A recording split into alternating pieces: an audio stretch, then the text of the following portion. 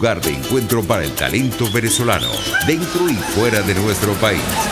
Continuamos por todos los medios con Mingo. Otro nivel. Como saben, Otro Nivel es nuestro segmento de entrevista. Ya vamos a presentar a nuestro invitado. Antes, recordarles que esto es por todos los medios, con la gente emergente que cree en la verdad, como tú. Nosotros empeñados en crear el hábito de ver y escuchar radio por internet. Para eso nosotros estamos transmitiendo, bueno, si quieren seguirme en mi cuenta de Twitter, @mingo_1, ese 1 en número. Estamos transmitiendo también en nuestra cuenta de Instagram, que es Mingo Blanco TV. Y por supuesto, toda nuestra programación llega a ustedes a través de rcr.tv, en Periscope, @rcr750, la aplicación TuneIn. Impresionante. Un abrazo y un beso a todos los venezolanos que están por distintas circunstancias fuera de nuestro país, en esta difícil coyuntura, en este difícil momento que vive el planeta. Pues estamos todavía mucho más juntos a través de lo que significa para ustedes Radio Caracas. Y nosotros vamos a saludar, y es un orgullo siempre conversar con él, el doctor Omar Arias. Omar Arias es físico, médico. Omar, buenos días, ¿cómo estás? Buenos días, Mingo, muy bien, ¿y tú? Bien, en la brega, guapeando, igual que tú. Me imagino que caramba, cada jornada tuya terminas extenuado, pero se te agradece por todo lo que haces. Fíjate que es muy oportuna esta conversación hoy contigo. Nosotros promocionábamos este encuentro ayer con un tuit. Estadísticas mundiales actualizadas al momento, pero también acciones y visión científica de la pandemia en Venezuela, en la Venezuela que tenemos. ¿Por dónde podemos comenzar? Yo sé que tú tienes además una capacidad maravillosa de explicar las cosas difíciles que tienen que ver con la ciencia, con un lenguaje de primaria, con un lenguaje que lo podemos entender todos. ¿Qué nos tienes tú? ¿Qué novedades nos tienes con relación a Venezuela y al coronavirus? Bueno, gracias. Primero, un gran abrazo a todos quienes nos escuchan. El primer llamado, digamos, tiene que ser, mira, hay muchísimas cosas que están ocurriendo en el mundo en relación al coronavirus y tenemos que ir entendiéndolo en su justa medida, ¿sí? Para que tengamos una relación visual, yo entiendo que ahorita por todo el tema, digamos, de la interconexión global, de la inmediatez en la noticia, obviamente nos impacta muchísimo desde el punto de vista moral, la cantidad de muertos, la cantidad de fallecidos, la cantidad de involucrados en Italia, en España, y obviamente eso nos va cargando muchísimo, y todos los que nos están escuchando obviamente lo sienten así, los van sintiendo uno a uno cada una de esas personas. Sin embargo, en términos, y ojo, sin querer sonar lejano a esta realidad que obviamente nos afecta a todos, ciertamente desde el punto estadístico, cuando tú lo comparas contra la peste negra o contra la fiebre española, en donde las cifras más conservadoras de estimación de fallecidos, estamos entre 25 y 50 millones de personas en el mundo, ¿sí? Obviamente esta pandemia, si bien es cierto, es importante y ha sido obviamente una afectación global en escala económica, social, en todos los ámbitos, obviamente todavía tenemos números muy por debajo de lo que han sido pandemias mucho más graves en nuestra historia. Sin embargo, un poco lo que sí tenemos que comprender es que el día de hoy estamos, según las últimas estimaciones, a este minuto en 801.950 casos, ¿sí? Cuando hablamos de 800.000 casos en el mundo, obviamente nos parece una cifra alarmante. Sin embargo, recordemos 7.500 millones de personas, obviamente 800.000 afectadas, todavía pareciera ser un número bajo. Sin embargo, si no se toman las medidas adecuadas, obviamente estas cifras se incrementan de manera sustancial. Claro. Entonces, ¿qué es acá ahí lo importante para que toda la audiencia pueda comprender, digamos, bueno, las necesidades, por qué se están tomando algunas medidas, qué es lo que está ocurriendo y qué medidas deberíamos tomar en Venezuela? Entonces, ¿qué está pasando? Sí, efectivamente tenemos 800.000 casos, pero cuando vemos la estadística país a país, nos damos cuenta que, excluyendo el caso de China, que para mí, y ya te lo voy a comentar en esto para que toda la audiencia pueda hacer ese mismo análisis, cuando tú analizas toda Europa, el caso de Estados Unidos y la cantidad de días que han transcurrido, te das cuenta que, por ejemplo, en Italia estamos hablando de una población alrededor de los 60 millones de personas. y ya tienes 101.000 casos. Es decir, estamos rondando casi el 0,2% de la población. Es decir, el 0,2% de toda la población italiana está afectada por el virus. Casos reportados. Obviamente, cuando lo comparas, por ejemplo, con el caso también más emblemático, el caso español, por ejemplo, estamos hablando de 46 millones de personas y estamos hablando de 94.000 casos, estamos en 0,2, 0,20 y tanto por ciento. Sí. Esto es lo que nos está arrojando. Lo mismo pasa si tú haces Alemania, incluso el caso de Estados Unidos. Estados Unidos todavía se encuentra muy por debajo, pero también tenemos una semana y media de desfase con respecto a Europa, ¿sí? Estamos hablando de 327 millones de personas en los Estados Unidos, tiene 164.000 casos ahorita. Obviamente todavía hay un rango de maniobra y por eso es que el presidente Trump, digamos, ha dado las instrucciones de, bueno, mira, vamos a ampliar la cuarentena por lo menos hasta finales de abril, vamos a ver qué es lo que va a ocurrir. O sea, las situaciones lo que nos están arrojando es, mira, inicialmente tú vas a tener un contagio entre el 0,1 y el 0,2% de la población si haces las cosas bien, es decir, si mantenemos las cuarentenas, si de verdad hacemos las cosas de la manera más estricta posible. La prevención, pues. Es así, es el tema preventivo. Ahora, sí. ¿Qué ocurre? Nosotros estamos, Venezuela hace un censo, 30 millones, ponte que hayamos salido ya 5 o 6 millones de personas, estamos hablando de 25 millones de personas, números más, números menos, estamos hablando entonces que entre 25.000 y hasta 50.000 pudieran ser los casos en Venezuela. Entonces, aquí ya aterrizando las cifras a nuestro país, lo que ya nos tiene que estar llamando la atención es, imagínense, si de esos 25.000 personas, ese 100%, el 20% requiere de cuidados especiales, estamos hablando, ¿sí?, de que, oye, de esos 25.000, 5.000 personas van a llegar directamente, van a necesitar directamente cuidados intensivos, cuidados intermedios o cuidados intensivos. Entonces, aquí es donde comienza, obviamente, nuestra alarma, y por eso es que ustedes ven digamos, el impacto y la presión de todo el gremio de salud en términos de, por favor, vamos a evitar. Hemos estado viendo las últimas imágenes de personas que, qué sé yo, comiéndose una chuchería con los guantes. Estamos viendo que utilizan la mascarilla, pero se cansan de la mascarilla, entonces se la colocan arriba en la cabeza o en la gorra, y entonces obviamente contaminan toda la parte interna de la mascarilla. Es decir, hoy por hoy, Mingo, tenemos que considerar que sí, ciertamente hay una cantidad de factores que tenemos que tomar en cuenta en términos de el aislamiento. El aislamiento obviamente trae consigo múltiples problemas, no solamente los problemas, digamos, desde el punto de vista psicológico, sino también el tema de, bueno, tenemos que comprar la comida, tengo que trabajar, si no trabajo, ¿cómo como? Claro. Y eso es una de las grandes preocupaciones, ¿no? Es decir, tú introduces aquí un tema y lo comparas muy bien con países del primer mundo que tienen un sistema de salud en óptimas condiciones y están colapsados. Entonces, aquí nos estamos esperando que llegue el tsunami con toda su fuerza de la peste china y las condiciones de salud precarias que todos conocemos en esta dictadura que malgobierna el país desde hace más de 20 años. Entonces, caramba, el llamado tuyo me parece que es sumamente... siento la preocupación que estamos como desordenados, estamos como relajados ante que no conocemos verdaderamente al monstruo que nos va a llegar en las próximas horas, pues, ¿no?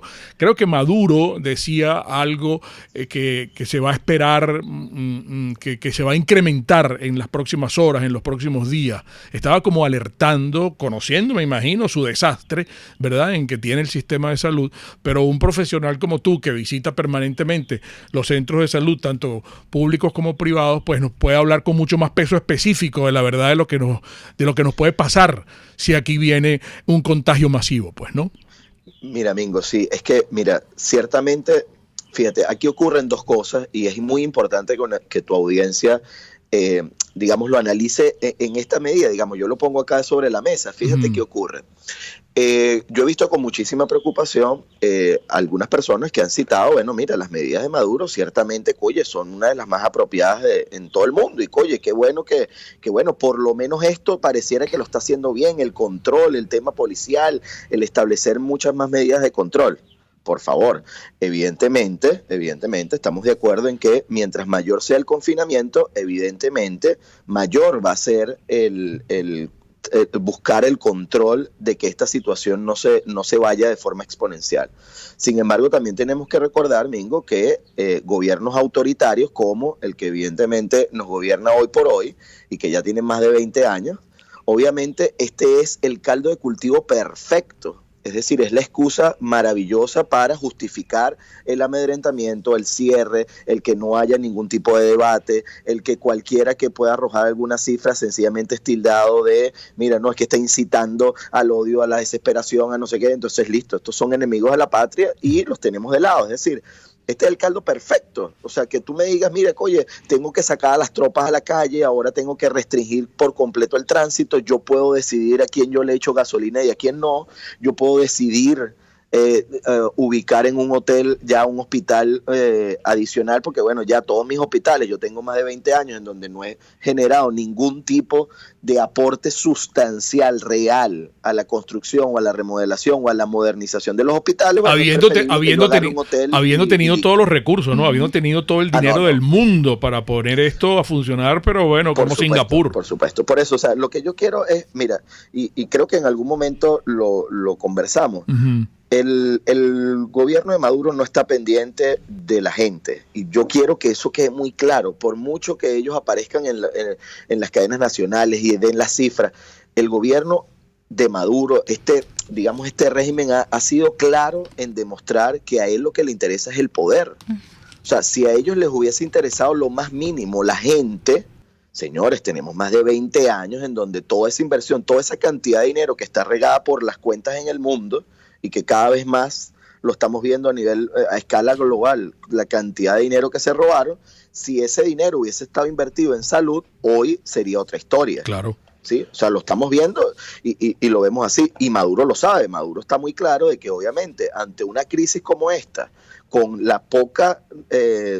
porque ojo, con la poca inversión que hay en el sector público y con la presión que se generó hacia el sector privado, en donde no tenemos una modernización de muchos de los equipos, que tenemos la mayoría de nuestras clínicas privadas, está hasta el año 2007 en actualización de muchas cosas, oye, estamos hablando de más de 10 años de golpe. Entonces, obviamente, esto arroja que si ya de por sí las terapias intensivas han sido complicadas en el tema público, ojo, en el tema privado es lo mismo, Mingo. O sea, quiero que entendamos lo siguiente: las terapias intensivas en las instituciones de salud son, por lo general, digamos, y si lo quisiéramos ver en términos empresariales, y lo estoy haciendo de la manera más cruda, ojo, sin perder de lado, por supuesto, este sentimiento que nos embarga a todos de preocupación, de angustia, pero quiero que entendamos, es decir, miren, las terapias intensivas en un centro asistencial son unidades de pérdida.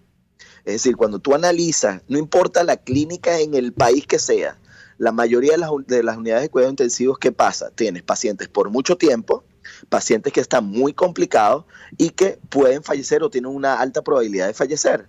Entonces, ¿qué ocurre? Obviamente, las unidades de cuidados intensivos en el mundo, la política es que son pequeñas. Claro. Porque además tú necesitas un personal de cuidado de forma permanente. Es decir, tú tienes una enfermera dedicada, por supuesto, a esas 2 camas, tienes un médico que va a estar, entonces, y esto es 24/24. Entonces, obviamente, si estas son unidades de pérdida, por supuesto, las clínicas a escala global, obviamente necesitan tener los cuidados intensivos. No todas las instituciones de salud las tienen, aquellas que las tienen las ven como unidad de pérdida, y entonces obviamente son lo más pequeño posible. Entonces, esto lo que te está diciendo es que si esas unidades, que son las más pequeñas, las que menos tenemos, y son las que a donde van a ir los pacientes con problemas más severos, obviamente te está diciendo, mira, tenemos que buscar de detener antes de que esa cascada llegue a nosotros. Ahora fíjate, tú introduces, escuchándote con atención, voy también a mezclar aquí una discusión que hay en estos momentos y que preocupa sobremanera. Está el aspecto político y está el aspecto moral y humanitario, diría yo. En el caso de Juan Guaidó, es reconocido por más de 50 países como el presidente encargado de Venezuela. Pudiera gestionar Guaidó la entrada de una ayuda humanitaria. Sin embargo, también, y que esto también tiene mucho peso, pues hace pocas horas el fiscal de Estados Unidos y la justicia norteamericana le puso precio a la cabeza de la banda de criminales de Maduro para abajo con todo su combo, pues, ¿no? Pero Maduro tiene el control aquí del país. Él tiene aquí su búnker, Venezuela. Ellos no pueden salir de aquí, pero ellos están aquí metidos y están blindados con sus militares, con sus cubanos, con sus rusos, con sus iraníes, con sus árabes. Tienen un gentío aquí, pues, ¿no? Tan es así que Trump se sienta ayer a hablar con Putin sobre la situación venezolana, diciéndole, mira, vale, tenemos que buscar una solución a esto, pues, ¿no? Pero se lo dice a Putin. Imagínate tú, dándonos a entender que realmente Putin tiene el control de aquí y está metido hasta los tuétanos aquí en el país. Entonces, ¿cómo nosotros, qué se puede hacer? Porque aquí, a eso súmale el coronavirus, pues, ¿no? Evidentemente, a eso súmale la peste china. Entonces, mira, ¿por dónde pensamos? Es que lo vemos claro, Mingo. Mira, y yo más que la comparación con un búnker, yo lo comparo con nuestras cárceles. La cárcel para el régimen de Maduro, Venezuela es una cárcel, sí, y ellos son los pranes de la cárcel. Claro. Y es tal cual, es decir, bueno, mira, sí, tú tienes supuestamente una autoridad militar encargada de la cárcel, sí, perfecto, pero realmente quienes tienen el control son los pranes. Bueno, exactamente así vive Venezuela, y obviamente quienes controlan, quienes administran, quienes regulan cómo es la entrada, la salida, qué hacen, qué secuestran, qué tienen, qué armamento, qué dinero, todos son los pranes. Entonces exactamente ellos están claros y ellos son pranes tal cual como que si estuviésemos en una cárcel venezolana, con la diferencia de que, bueno, en el caso de las cárceles, mira, a este plan le toca de aquí a aquí, al otro le toca la droga, al otro le toca el armamento, lo mismo le pasa al régimen de Maduro. A uno le toca el armamento, al otro le toca hablar con los rusos, al otro le toca hablar con... Y cada quien tiene sus cuotas de poder, ¿no? Claro. Yo quiero que comprendamos algo de fondo, es decir, mira, aquí y... digamos, y sin ánimo o digamos, colocándolo en la palestra de manera tal de que pueda servir para la discusión, yo no sé hasta qué punto, Mingo, el problema, bueno, mi visión particular es que el problema no es un problema de recursos.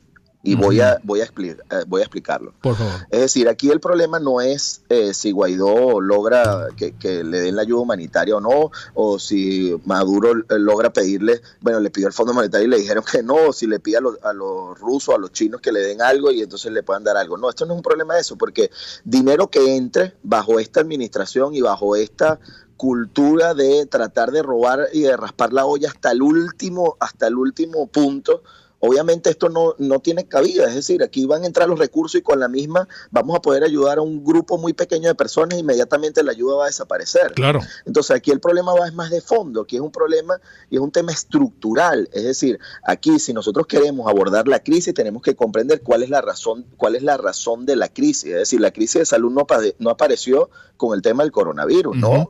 La crisis de salud tiene más de 20 años en donde no ha habido nada de inversión, donde se creyó que apostando a los CDI y a los ambulatorios y metiendo un poco de médicos cubanos que después huyeron, entonces, bueno, ya de esa manera íbamos a poder resolver todos los problemas de salud dándole pastillitas a la gente, sí, cuando de verdad la mayoría de los problemas son avaliados, pacientes que vienen con complicaciones que necesitamos atender en hospitales grandes. Entonces, claro, ahí es donde está el problema. Entonces, discutir, bueno, sí, es que hay que sentarse porque es en pro de los pacientes. Mira, creo que aquí la única discusión posible tiene que ser sencillamente, por favor, es necesario y es momento de retirarse del poder y de esta manera poder empezar a reconstruir el país, empezando por la emergencia sanitaria.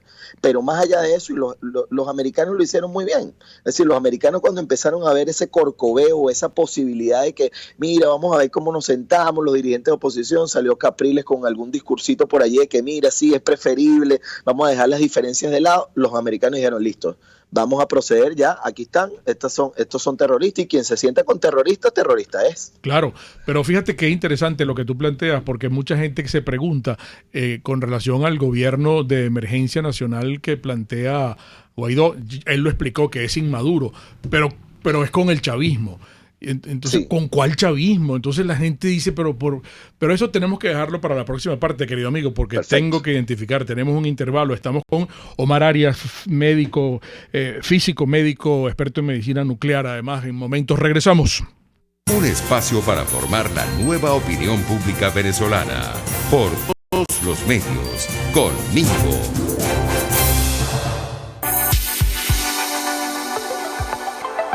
En publicidad vamos a hablar de Produzca. Produzca nos invita y nos motiva a que nos cuidemos. en nuestros lugares de trabajo. Esa ha sido la filosofía de la empresa desde que nació. Produzca tiene sede en Valencia, en Maracay, en Maracaibo, en Barcelona, en Puerto Ordaz. Evidentemente que por la actual situación en la que transitamos, pues está trabajando a media máquina, pero ustedes pueden contactarlos a ellos. Yo quiero que ustedes lo sigan en su Instagram, que es @produzca.ve, y cualquier comentario, cualquier consulta, cualquier pregunta que tengan, también la pueden hacer a través de www.produzca.com. Es protección óptica, protección a las manos, protección auditiva, protección a la cabeza, protección respiratoria, protección de manera integral al cuerpo. Produzca es seguridad en tu empresa de los pies a la cabeza. Qué importante que en la casa no falte un heladito vegan fruit. ¿Por qué? Porque a la hora estamos viviendo momentos de mucho estrés, de mucha angustia, de mucha mortificación. Y un heladito de vegan fruit siempre cae tan bien para el niñito que esté sanito o el niñito que esté enfermo, para el abuelo que esté enfermito o para el abuelo que esté bueno y sano, para mamá y papá que están en familia bregando y guapeando. Bueno, allí está estos heladitos vegan fruit. Así que cuando vayan a hacer la compra, por supuesto manteniendo todas las precauciones del caso, llévense su heladito para la casa de heladería Vegan Fruit, libres de gluten, libres de huevos, libres de azúcar, libres de lácteos, libres de remordimiento. Heladería Vegan Fruit es amor vegano y cremoso. The Lab Biodiagnóstica. The Lab Biodiagnóstica es un gran laboratorio que está poniendo alma, vida y corazón en esta situación que estamos viviendo. ¿Por qué? Porque ellos tienen un servicio a domicilio y es tan importante en esta época. Desde un niñito que pueda ser diabético, que necesita su chequeo, su examen, que no es un examen de rutina, sino ya vendría siendo un examen especial, el examen de insulina. O mamá o papá si tienen un problema de hipertensión y requieren un chequeo, un perfil cardiológico, caramba, cualquier eventualidad para un servicio de laboratorio lo tienen en The Lab Biodiagnóstica. Anoten el teléfono para que, pues claro, previa cita evidentemente, y es aquí en Caracas solamente, 0212-525-6890. The Lab Biodiagnóstica, precisión y confianza en laboratorio clínico. Puedes seguir nuestra programación a través de rcr.tv, la radio que se ve. En RCR somos vanguardia. Toda la programación de tu RCR también la puedes seguir a través de la internet. Audio y video en tiempo real. Noticias y mucho más. No te pierdas ni un segundo de nuestra programación. No hay excusa ni cadena que valga para que dejes de escucharnos. Ingresa a rcr.tv, la radio que se ve. RCR 750 AM, porque lo bueno une. Un periodista espontáneo, frontal, observador, inconforme, con mucho que decir y escuchar. Regresamos por todos los medios con Mingo. Omar, vamos a continuar contigo. Omar Arias, físico médico. Omar, hay muchas inquietudes de nuestros amigos audioparticipantes en el mundo entero. Son muchas las preguntas que tienen para ti en nuestros distintos chats que tenemos abiertos. Pero Erika quiere compartir contigo y con todo nuestro auditorio una información que está en desarrollo en estos momentos y es tendencia y tiene que ver de alguna manera con lo que yo te dejaba con puntos suspensivos. Sí, ahorita es tendencia en Twitter con la etiqueta Mike Pompeo. Porque sería la persona encargada de anunciar algunas medidas como el levantamiento de las sanciones, solo si el chavismo acepta el plan de transición de que emergencia. está. Ajá.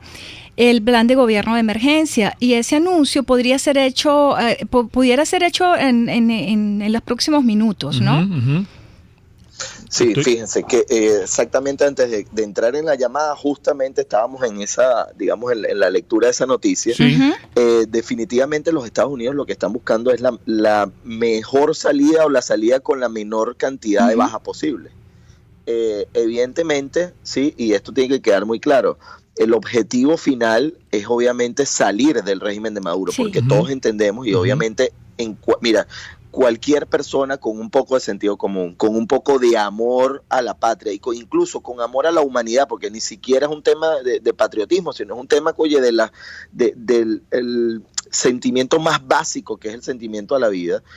Fíjate, cualquier persona de esta obviamente va a buscar la manera de, sabiendo lo que nos pudiera venir con el COVID, obviamente nos tienen que impulsar en cualquier ayuda o en cualquier salida de esta crisis. Uh-huh. Ahora bien, ¿qué ocurre? Fíjate, una de las cosas que obviamente yo puedo entender muchísimo el tema de Guaidó en términos de que, bueno, mira, es que es preferible tener aparte del chavismo, etcétera, etcétera, es porque... Y digamos, probablemente yo siempre me vayan a tildar de radical en este sentido. Uh-huh. Es un tema en que ahora lo más grave es, por supuesto, estar involucrado en el narcotráfico, uh-huh, las muertes y el tráfico de armas y todo lo que... Terrorismo. Todo lo que es el tema de terrorismo. Sin embargo, tampoco tenemos que olvidar o tenemos que minimizar el hecho de que todos los que están inmersos en el chavismo estuvieron involucrados de una u otra forma, es decir, por acción o por inacción, estuvieron involucrados o en muertes de personas inocentes en cualquiera de las marchas a las cuales asistimos, o estuvieron involucradas de una u otra forma en el robo a la nación.